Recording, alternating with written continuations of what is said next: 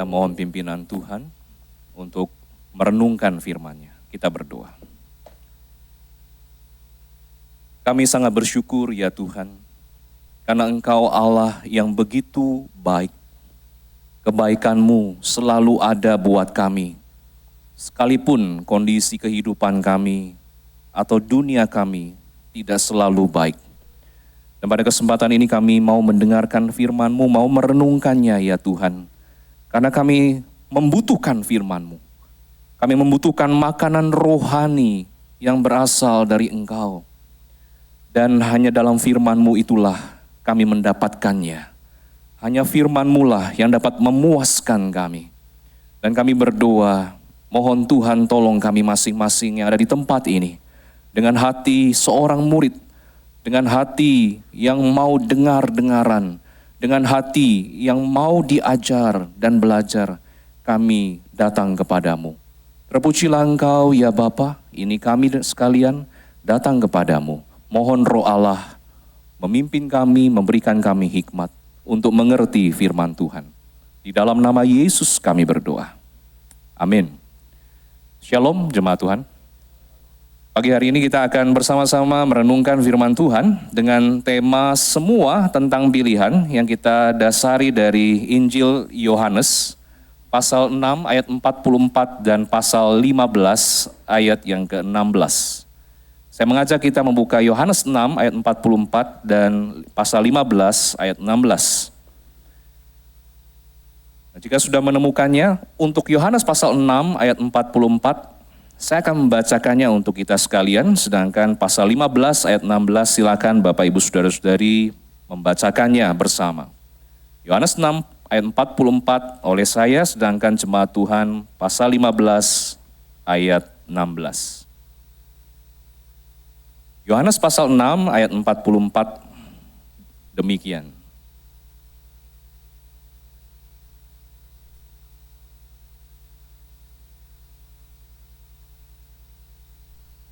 Demikian firman Tuhan, tidak ada seorang pun yang dapat datang kepadaku, jikalau ia tidak ditarik oleh Bapa yang mengutus aku, dan ia akan kubangkitkan pada akhir zaman.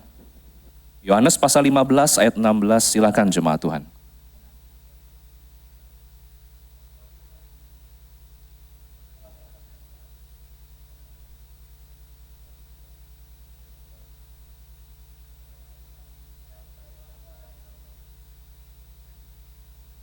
Ya, demikian pembacaan firman Tuhan.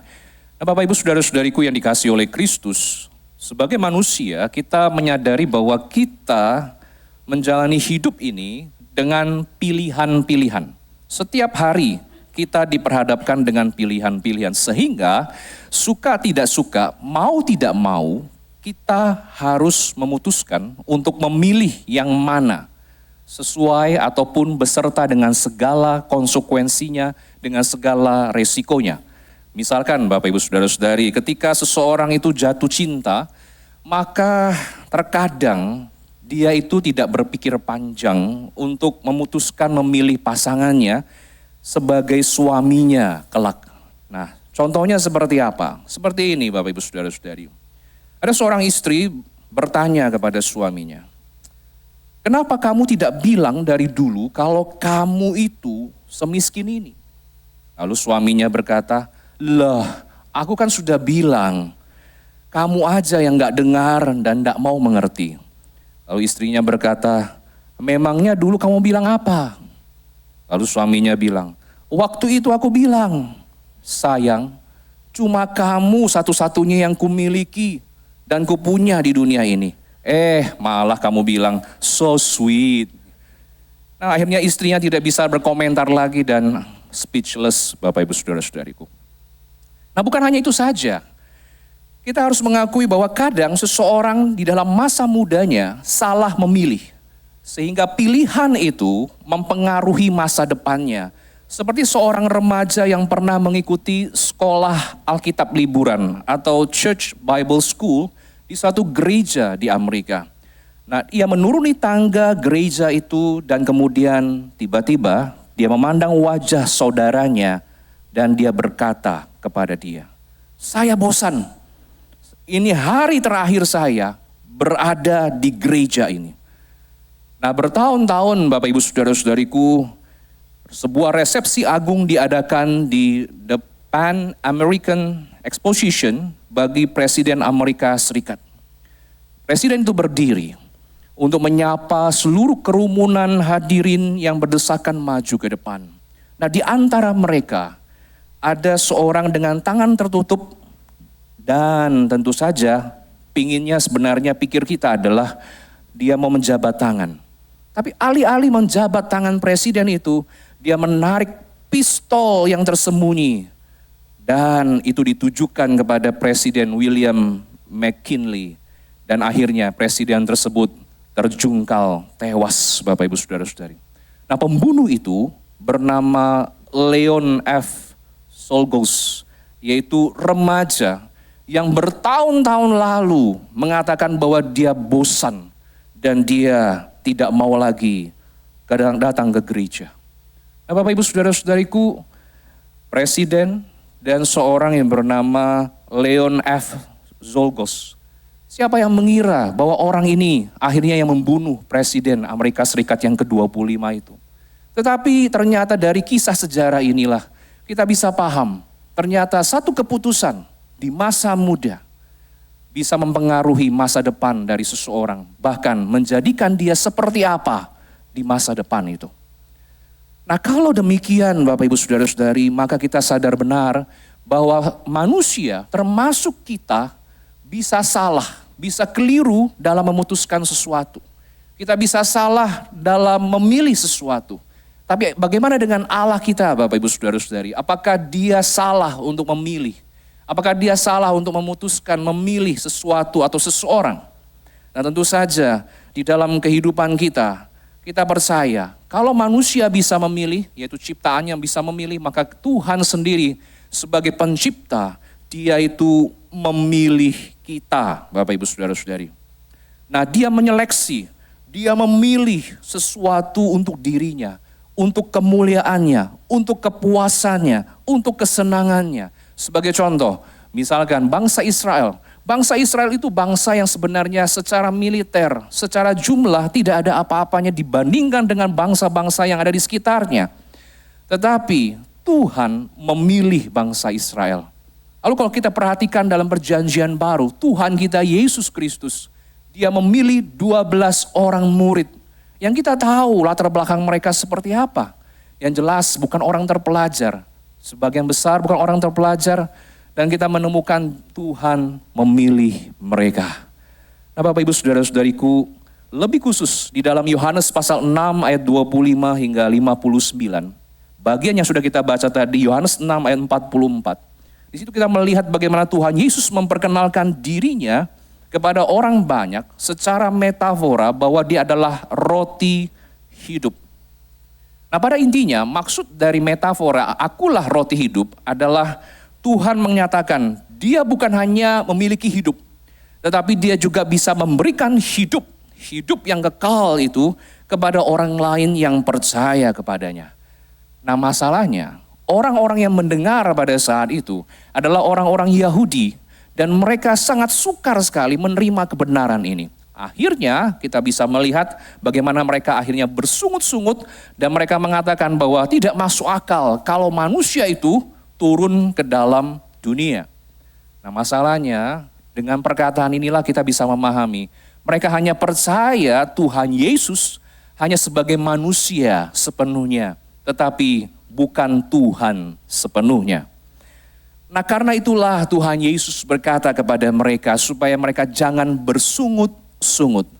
Nah, lebih lanjut Tuhan kita berkata, tidak ada seorang pun yang dapat datang kepadaku jikalau ia tidak ditarik oleh Bapa yang mengutus aku, dan dia akan kubangkitkan pada akhir zaman.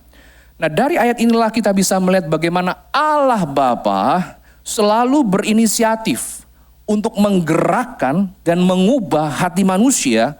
Dan dengan hal itulah maka kemudian manusia bisa datang kepada Tuhan Yesus dan percaya kepadanya. Atau dalam pengertian lain dalam bahasa kita sekarang, kalau bukan kita dilahir barukan di dalam Roh Kudus, maka tidak mungkin seseorang itu bisa merasa dirinya berdosa. Saya ulangi sekali lagi. Kalau bukan karena Roh Kudus yang melahirbarukan seseorang, tidak mungkin dia bisa sadar, dia bisa aware dia manusia berdosa.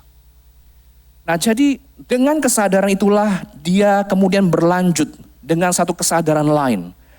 Tidak ada satu kebaikan apapun dalam dirinya yang bisa menyelamatkan dirinya sendiri. Karena itulah dia harus mencari seorang juru, seorang ahli, seorang yang benar-benar bisa menyelamatkan dia, yaitu Yesus Kristus. Datang kepadanya, percaya kepadanya, terima dia sebagai Tuhan dan Juru Selamat. Nah, di dalam akhir Yohanes 6 itulah kita bisa melihat Bapak Ibu Saudara-saudari, ternyata orang-orang ini bukan hanya bersungut-sungut, mereka kemudian menolak Yesus dan meninggalkan Yesus di ayat 66. Sisa berapa kemudian?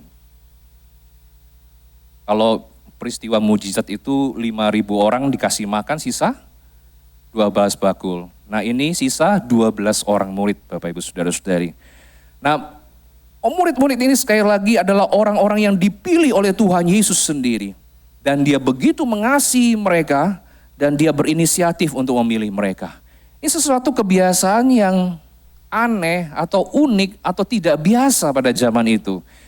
Yang biasa pada zaman itu adalah murid cari guru. Bukan guru cari murid. Tapi Tuhan Yesus cari murid-muridnya dan dia pilih murid-muridnya.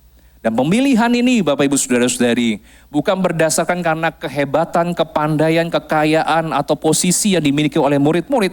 Melainkan sebaliknya. Karena mereka tidak punya apa-apa. Dan pemilihan Tuhan itu tidak bersyarat. Pemilihan ini dilakukan sebelum murid-murid ini lahir ke dalam dunia. Bahkan sebelum dunia diciptakan oleh Tuhan. Nah, kalau kita paham tentang hal ini Bapak Ibu Saudara-saudari, maka kita sebagai orang Kristen pada masa kini, kita sadar kalau kita bisa jadi orang Kristen itu karena siapa? Kita bisa jadi orang Kristen itu karena Tuhan. Karena Tuhan memilih kita. Tapi cara Tuhan memilih kita Bapak Ibu Saudara-saudari bukan karena Tuhan tahu, oh someday, suatu hari kelak nanti kita akan pilih dia. Maka Tuhan pilih kita. Sama seperti orang mau nembak seseorang. Kenapa mau nembak?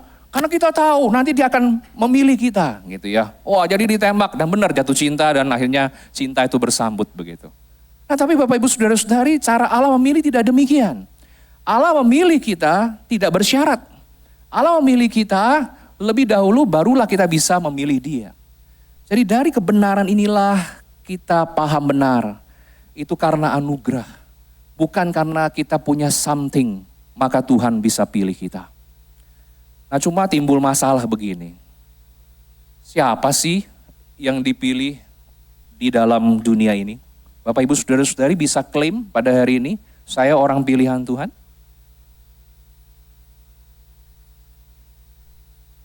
Saya tanya Bapak Ibu sekarang. Bapak Ibu Saudara-saudari yakin dipilih Tuhan? Yakin. Karena apa? Di sini ya. Nah, jemaat Tuhan ini simple ya, pertanyaan simple tapi pikirnya harus dalam. Ya, pikir baik-baik. Karena tidak ada seseorang yang tahu dia dipilih Tuhan atau orang lain dipilih Tuhan. Tidak ada orang lain tahu. Tidak ada, kita pun tidak tahu. Termasuk yang ada di tempat ini. Jadi kalau Bapak Ibu Saudara-saudari bisa berkata, saya dipilih Tuhan, yakin sekali. Wah, luar biasa Bapak Ibu sekalian. Saya aja tidak berani bilang. Loh, jadi gimana dong? Jadi saya ini diselamatkan atau enggak? Pulang-pulang nanti ragu-ragu, bimbang. Tapi jangan murtad ya Bapak Ibu sekalian. Nah, firman Tuhan hari ini memberikan kepada kita satu pengertian begini. Memang kita tidak bisa memastikan siapa yang dipilih Tuhan. Karena kita tidak tahu akhir hidupnya seperti apa. Kita pun tidak bisa bilang akhir hidup kita seperti apa. Apakah kita setia, apakah kita benar-benar mengikut Tuhan sampai akhir dengan setia. Kita tidak bisa bilang itu. Itu misteri ilahi Bapak Ibu Saudara-saudari. Itu sesuatu yang kita sekarang tidak bisa mengerti. Tapi someday, suatu hari kelak kita akan bisa mengertinya. Ketika kita bertemu dengan Tuhan muka dengan muka.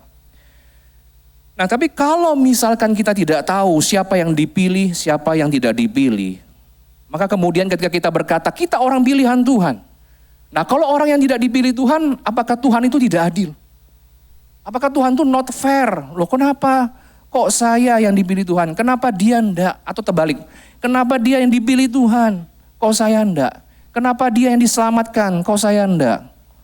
Nah, Bapak Ibu Saudara-saudariku, bisa saja kita berpikir bahwa Tuhan mungkin saja tidak adil dengan perspektif kita. Tetapi kita perlu pahami, dari perspektif Tuhan, tidak ada seorang pun yang bisa menyatakan atau memohon kepada Allah atau mengharuskan Allah menyelamatkan kita. Tidak ada siapapun, Bapak Ibu Saudari. Jika Tuhan mau menyatakan keadilannya, maka semua manusia berdosa termasuk kita pasti binasa. Tidak ada yang terkecuali. Kalau Tuhan mau adil, semua kita ini mati di dalam dosa kita. Kita semua masuk dalam kematian yang kekal di neraka tanpa terkecuali. Tetapi kita melihat bagaimana yang namanya keadilan Tuhan itu sudah dipuaskan, sudah dinyatakan melalui kematian Tuhan kita Yesus Kristus. Dan dengan karya penebusan itulah maka Allah Bapa berdaulat. Allah Bapa berhak untuk menentukan siapa yang dipilihnya menjadi orang-orang percaya. Mau semua, mau sebagian, mau tidak satupun, itu terserah Tuhan.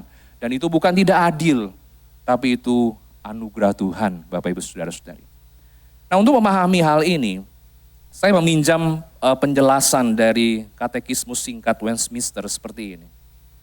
Nah, misalkan suatu kali, dan memang saya pernah Bapak Ibu sekalian mengajak keluarga itu ke toko boneka. Apakah saya yang cari bonekanya? Enggak. Maksudnya kami ke toko boneka karena ingin membelikan sebuah boneka untuk teman yang berulang tahun. Nah, ketika masuk ke toko itu, kami disambut dengan ramah oleh para pegawai toko. Dan mereka bertanya, boneka seperti apa yang kami mau beli? Nah, kami masing-masing mau cari sendiri, lihat-lihat satu demi satu. Dan akhirnya kami sepakat beli satu boneka saja. Nah, para pegawai pada saat itu menawarkan berbagai macam boneka dengan segala jenisnya. Ada yang lucu, gemes, gemoy dan sebagainya, Bapak Ibu Saudara-saudari. Gemesin bukan banget. Tetapi kami tidak tergoyahkan. Hanya satu boneka itu saja yang kami pilih, Bapak Ibu Saudara-saudari, sampai akhir. Dan disitulah kami melakukan pembayaran dan kami pulang.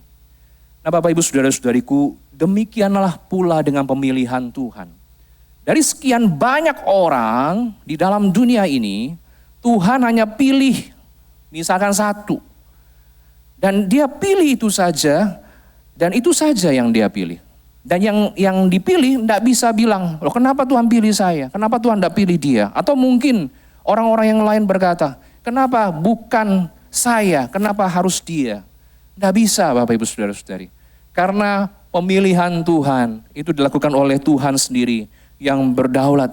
Dia berhak untuk pilih dan dia bisa memilih sesuai dengan kehendaknya. Bukan karena kaya, bukan karena pandai, bukan karena baik, bukan karena punya posisi. Tapi kita dipilih sekali lagi Bapak Ibu Saudara-saudari tanpa syarat. Dan dia berhak memilih siapa saja. Nah, kalau Bapak Ibu Saudara-saudari pada hari ini merasa dipilih oleh Tuhan, bersyukurlah.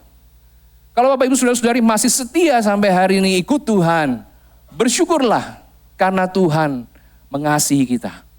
Tetapi tunggu dulu. Di bagian akhir renungan ini saya ingin mengajak kita berpikir lebih jauh. Di dalam Yohanes pasal 15 ayat 16. Kita melihat bagaimana ada percakapan antara Tuhan Yesus dengan murid-murid. Ketika Tuhan Yesus bercakap-cakap dengan murid-murid, di situ kita melihat di ayat yang ke-16 bahwa dia punya sesuatu. Ketika dia mengatakan kepada para muridnya seperti ini, Bapak Ibu sekalian. Bukan kamu yang memilih aku, tetapi akulah yang memilih kamu. Aku telah menetapkan kamu. Menetapkan di sini maksudnya menugaskan kamu. Supaya kamu pergi dan menghasilkan buah. Jadi kita dipilih oleh Allah bukan cuma sekedar supaya kita diselamatkan. Tidak cukup cuma di situ. Tapi Allah memilih kita, Bapak Ibu Saudara-saudari, ada satu tujuan.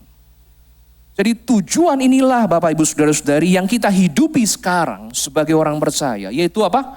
Pergi dan terus menghasilkan buah. Maksudnya apa ini?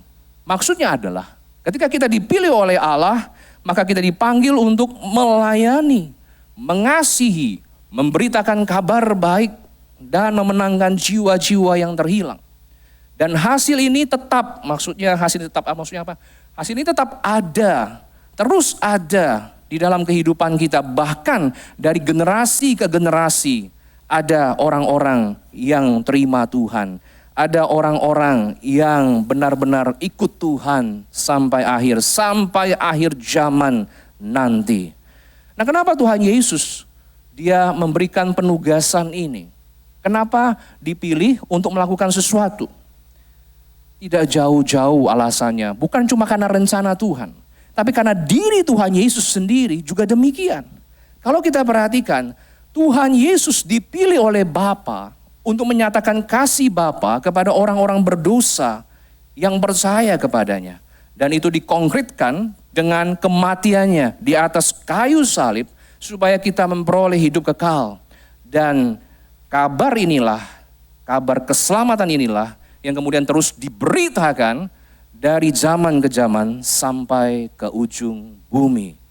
Nah, jadi dari sinilah kita bisa paham, kehidupan berbuah atau tidak, itu menjadi salah satu bukti apakah kita dipilih Tuhan atau tidak. Saya ulangi sekali lagi Bapak Ibu sekalian. Kehidupan berbuah atau tidak menjadi salah satu bukti bahwa kita dipilih Tuhan atau tidak. Jadi Bapak Ibu Saudara-saudariku yang terkasih dalam Kristus, kita mungkin tidak bisa pastikan siapa yang dipilih Tuhan, siapa yang tidak dipilih Tuhan. Tetapi kita bisa melihat satu tanda, salah satu tanda, yaitu kehidupannya berbuah atau tidak berbuah. Nah, kenapa salah satu? Karena buah bisa menipu. Sekarang lagi musim buah kan ya Bapak Ibu Saudara-saudari.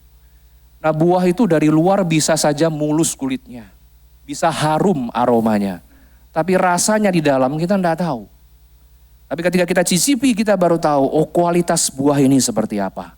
Dan kualitasnya kalau memang dalamnya itu bagus, manis, paling tidak itu akan terpancar keluar melalui kulitnya dan aromanya. Tapi kalau aromanya yang harum ataupun kulitnya yang mulus, tidak menjamin apakah rasanya seperti itu. Nah, Bapak Ibu Saudara-saudariku, pada tanggal 1 Februari yang lalu Bapak Ibu sekalian, seorang yang bernama Muse Paulus Daun telah meninggalkan dunia ini. Beliau berusia 81 tahun waktu meninggalkan dunia ini. Dan meninggalnya itu unik bagi saya dan bagi orang-orang yang pergi melayat. Karena dia meninggal di hari ulang tahunnya.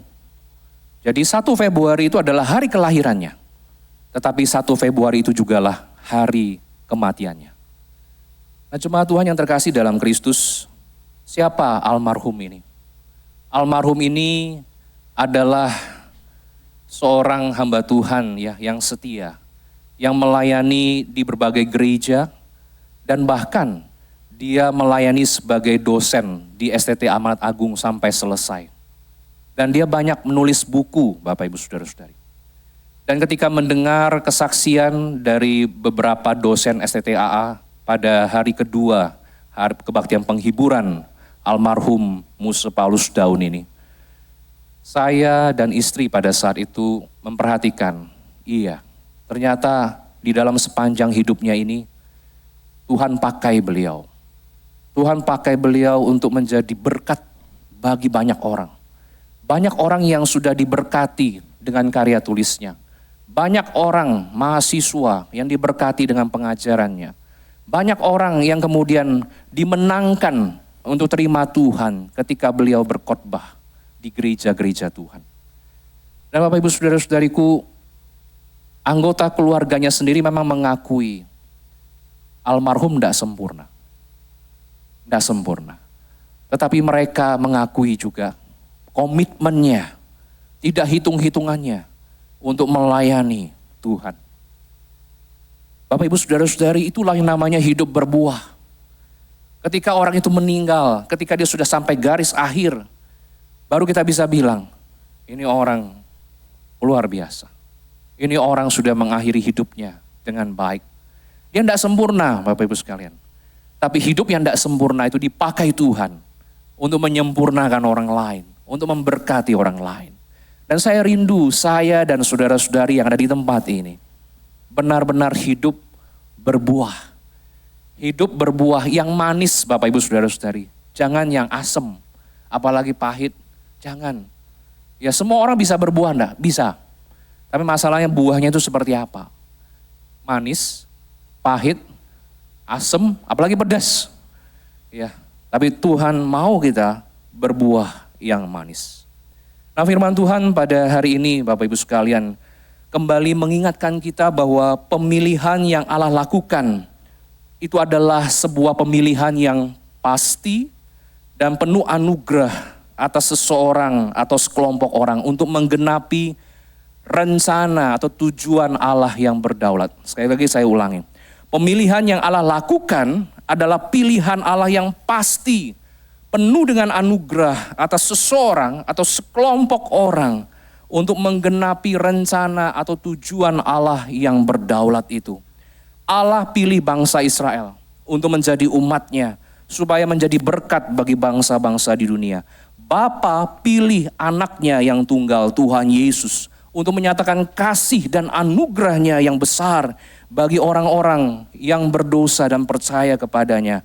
Dan Allah memilih kita, Bapak Ibu Saudara-saudari, sebagai orang-orang percaya, sebagai gerejanya, untuk menjadi terang dan garam di tengah-tengah dunia ini. Untuk menjadi alat Allah, untuk menyatakan kasih-Nya dan juga kebaikannya kepada dunia yang sedang mengalami krisis. Mari kita responi akan pemilihan Tuhan atas hidup kita dengan memuji Dia dari sekarang sampai selama-lamanya. Biarlah hidup kita menjadi sebuah doksologi untuk Allah Tritunggal, untuk segala karyanya, Bapak Ibu Saudara-saudari. Karena melalui pemahaman inilah kita sebagai orang-orang percaya yakin bahwa Dialah yang memulai pekerjaan yang baik di antara kamu akan meneruskannya sampai akhir pada Kristus Yesus. Dan pemilihan Tuhan itu tidak pernah salah, tidak pernah gagal. Kalau manusia bisa salah, bisa keliru, tapi Tuhan tidak pernah salah ketika memilih kita. Dan kegagalan kita pun, sekalipun Bapak Ibu sekalian, tidak akan bisa menggagalkan rencana Allah. Kita sebentar lagi mau memilih, bukan? Memilih hanya 3, tidak lebih dari itu. Dan kita harus pilih dengan sebaik-baiknya. Pikir baik-baik, gunakan hak suara kita dengan sebaik-baiknya. Baik itu untuk memilih paslon presiden, wakil presiden, DPRD dan sebagainya. Pilih dengan sebaik-baiknya Bapak Ibu sekalian. Karena itu tanggung jawab kita. Dan itu adalah bagian yang Tuhan percayakan kepada kita. Nah, sebagai refleksi dalam renungan pada hari ini adalah, apakah kita adalah umat pilihan Allah? Pikir baik-baik, renung baik-baik jemaat Tuhan. Ya, setelah meninggalkan ruangan ini. Dan yang kedua, lihat buah kehidupan kita sebagai orang percaya seperti apa. Karena kita tahu Bapak Ibu sekalian, buah kehidupan itu adalah salah satu bukti kita dipilih Allah. Pikir baik-baik, renung baik-baik. Yang pertama, apakah kita adalah umat pilihan Allah? Dan yang kedua, pikirkan baik-baik, buah kehidupan kita seperti apa sampai hari ini? Apakah buah yang memang manis sesuai dengan rencana Allah? Atau rasa-rasa yang lain yang mungkin saja tidak berkenan di hati Allah? Mari pulang, mari pikir baik-baik. Jangan sekarang Bapak Ibu sekalian, jangan pulang sekarang. Pikir baik-baik sekarang, pikir baik-baik ya tentang siapa kita, umat pilihankah? Dan lihat kehidupan kita, buahnya seperti apa. Amin, kita berdoa.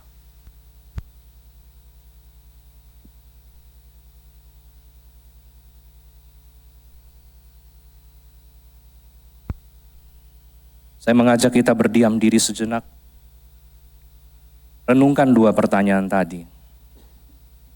Apakah kita adalah umat